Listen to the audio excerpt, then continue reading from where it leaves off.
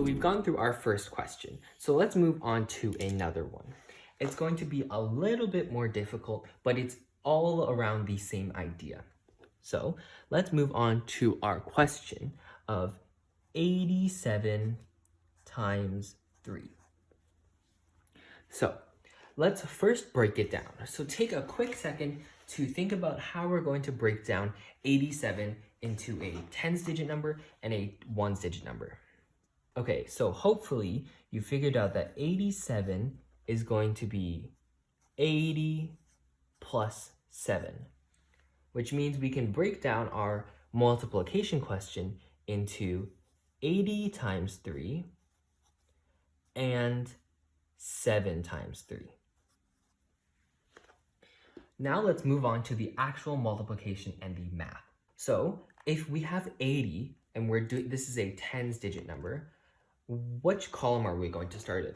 If you said the tens column, you're correct. So we're going to do 8 times 3 in the tens column. So 8 times 3 is 24. So we're going to put 24 in this, starting at this column. So because we can't put 24 in a single column, we have to move to the left. So we're going to do 24 because we started in the tens column.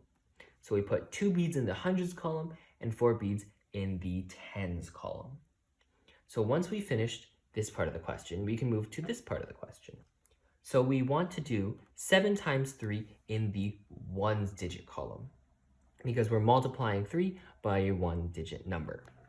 So what is 7 times 3? Our answer is going to be 21. So let's add 21 to our first answer of 240. Since we don't have enough beads in the tens column to add 2, we're going to have to use the plus 5 formula. So plus 2 equals 5 minus 3.